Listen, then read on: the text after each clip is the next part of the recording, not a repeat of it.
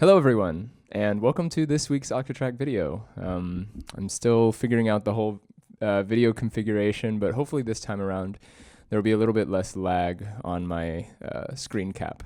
But anyway, so this week I have a pretty ambitious project that I want to kind of share with you guys, and hopefully it'll help you out with writer's block, which I know everybody who ever works with sessions has to deal with.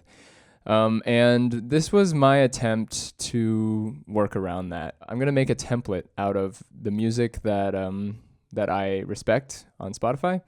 We're going to do something very simple, start with a very simple track with very identifiable elements, and then we're going to break it down based on what layers are present, what layers enter, and we're just going to write out a small map, and then I will build that into the Octatrack. And using the Octatrack as a bus in Ableton, I will be able then to take the 2-bar loop, one of many that I've recorded, and then I'm just going to map that into the Octatrack. And I'll show you guys how you can build a template from that, so that anytime you have another project that has just 2 bars, that you can have that song structure just built out from the get-go. So without further ado, let's get started. I'm going to start by playing a track by Daft Punk. It's called Discovery. Some of you may know it. I picked this song because it's very basic as far as the structure, and it's very easy to tell what's happening. So I'm going to take notes, and I encourage you to do the same if it helps.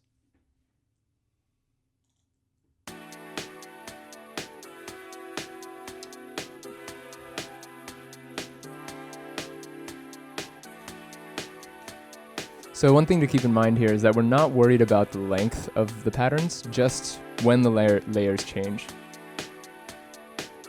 Because then we're going to build them pattern by pattern into the Octatrack.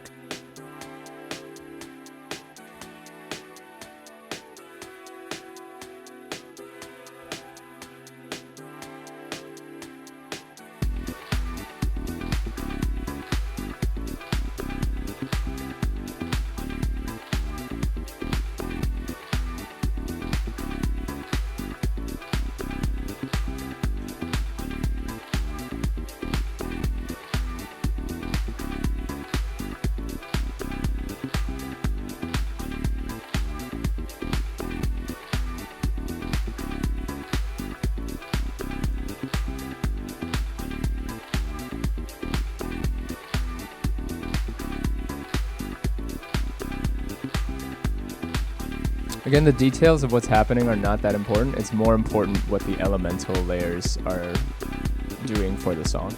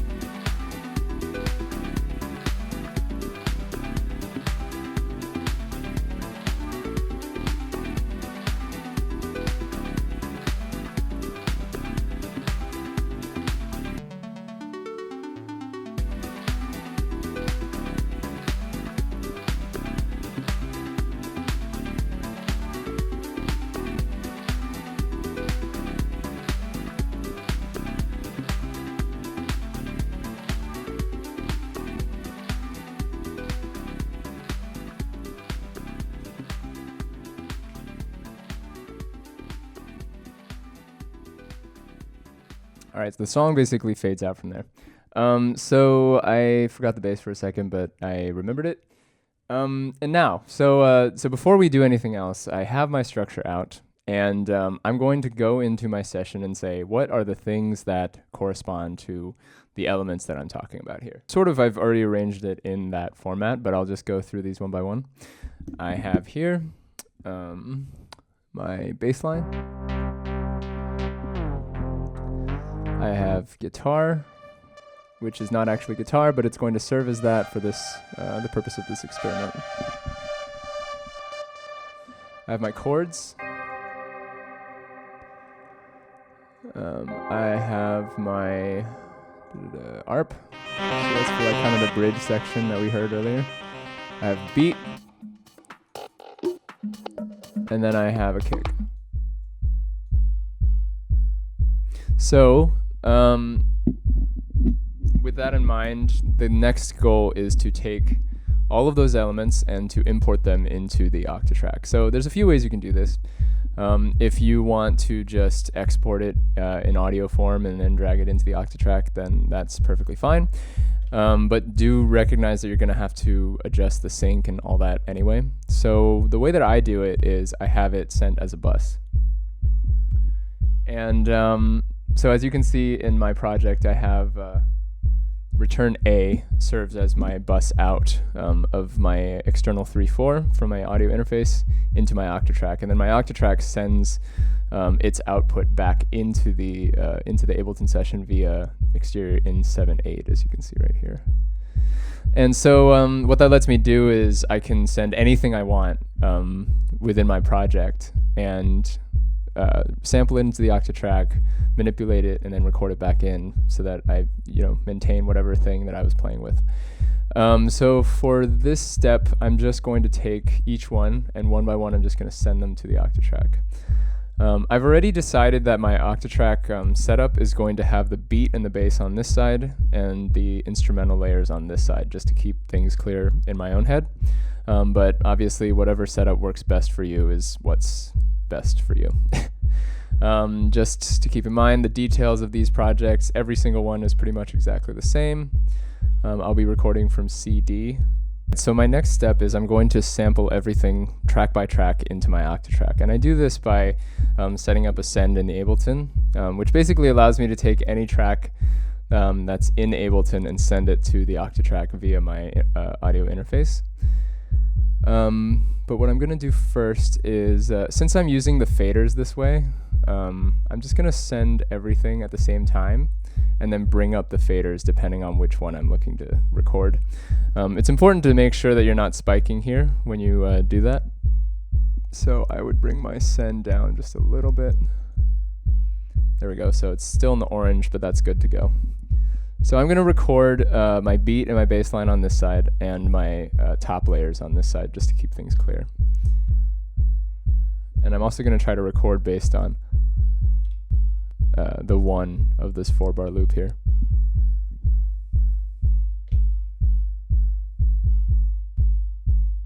All right, so you can see that it's recorded in there.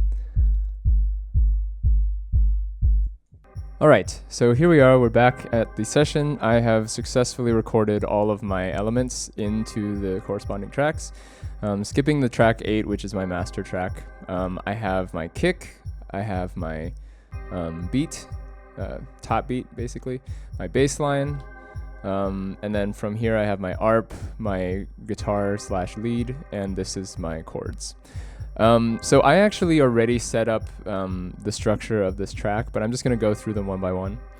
And essentially all I did was I took my template that I had drawn out based on Daft Punk's track Voyager, and I just kind of went down the line for each pattern. So pattern 1 is light beat plus chords. To me, light beat means I take the kick and I use a one-shot trig to turn up the filter and the cue, just to give it a bit more tinniness. I also added a bit of this sort of beat crush thing, or sample rate thing rather. So now my next pattern is going to be the full beat.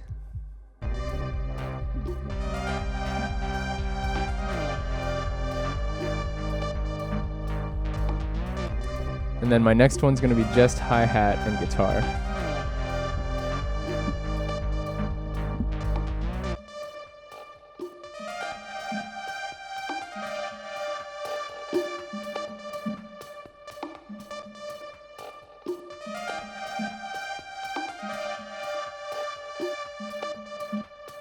Back to the beat.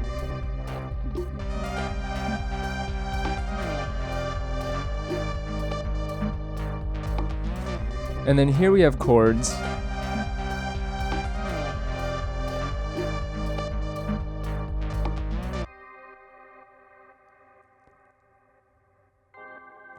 And then from there we have an ARP. But for this section, I actually decided creatively that I wanted to, instead of having a separate pattern just for the ARP, I wanted to fade it in like this.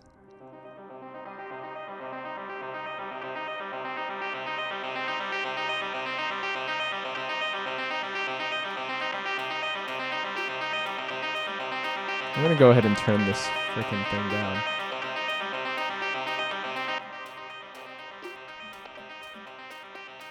I think that should be okay.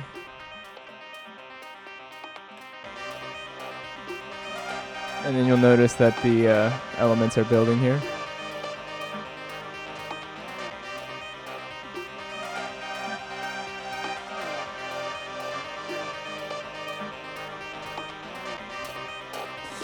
One thing that you want to keep in mind is that your record buffers will have their preset levels set up from the last time you changed them. So make sure that you adjust them and find a place that feels good. Probably the same level on each one I would recommend. So let's just say 5 here.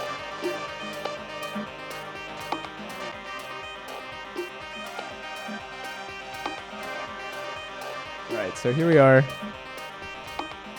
Full beat gonna come in. And then we have our ARP by itself. Sorry, I have a crazy thing there. Cool.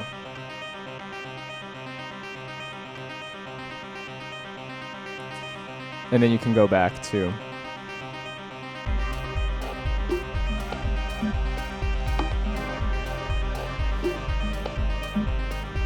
but you know, I would actually advise, so actually now that I'm not using the session anymore, I can go right here.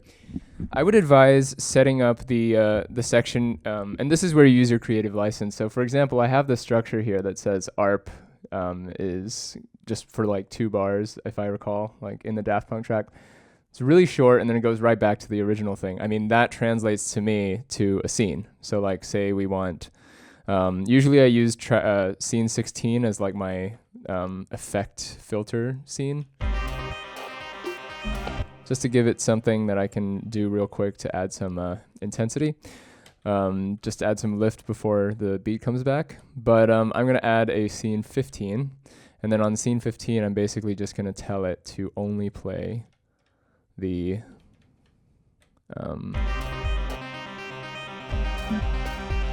ARP.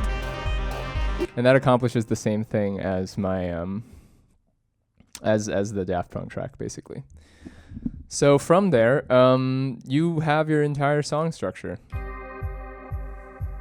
Obviously, it's not the most interesting thing ever, but this is where you make some creative decisions, and you don't have to worry about the yawning chasm of possibilities when you have some sort of a structure. And you know, who knows, maybe by the end of your project it'll sound nothing like, you know, it'll have a completely different structure. But at least this will give you something to say, do I like this or do I not like this? For example, I don't like the kick very much.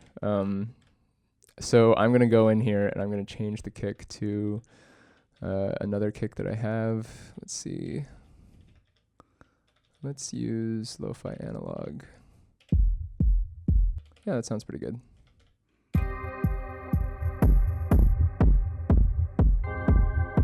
There we go.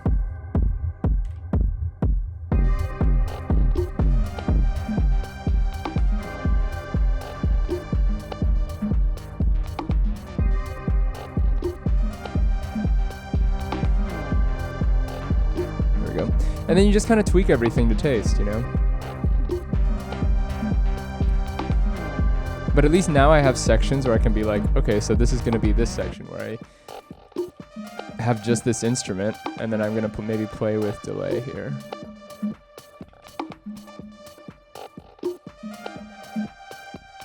Oh, right, this is the wrong track. Oops. So I go over here, I add my delay.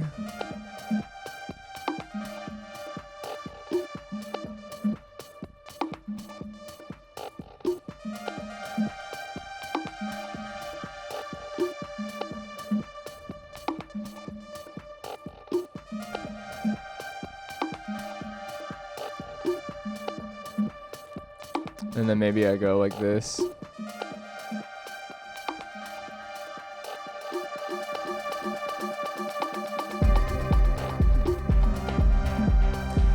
And then I start building out the things that make this song exciting, you know, because every song is going to be different.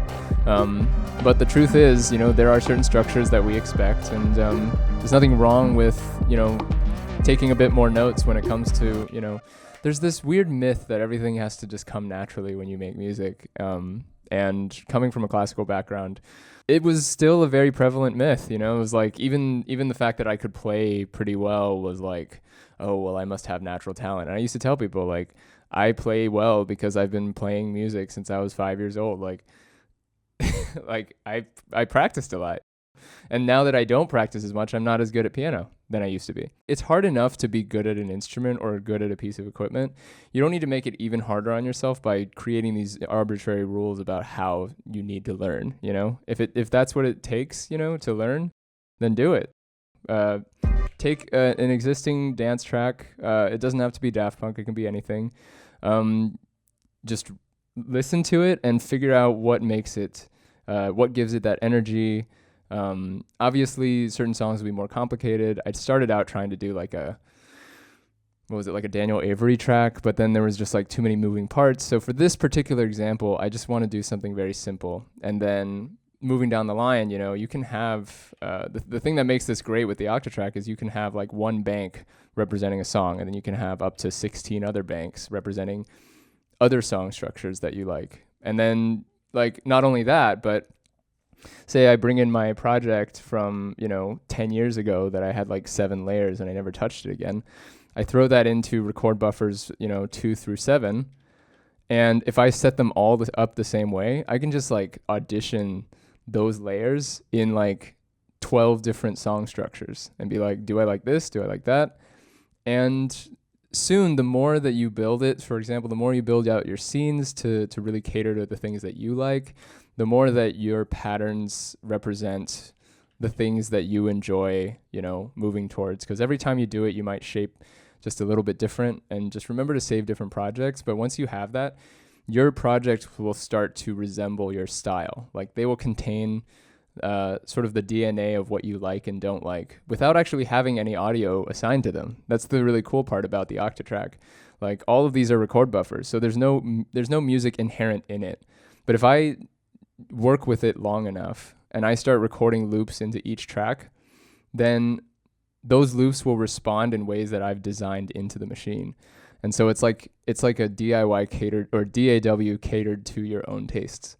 Your LFOs will be different from mine.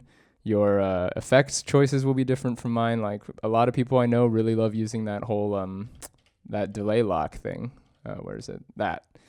To create a lot of like glitchy sounds and stuff. That's not something I do very much, but with a project like this, like, it's really the sky's the limit. But I would say the easiest way to start, you know, the thing that I would say to take away from this video is this is one really easy way to benefit from connecting your Octatrack to your computer, in the sense that you just sample whatever you've already been working on in your computer directly into the Octatrack, map it to the right tracks, and then it can basically turn your ideas into full-fledged beats. They'll be rough, but I really think that that's a better start than, you know, sitting in front of your layout and being like, you know, if you're not excited about that, then it might as well not exist, you know? Like, so highly encourage you to use this as a tool to really push you to make those songs, to finish those songs.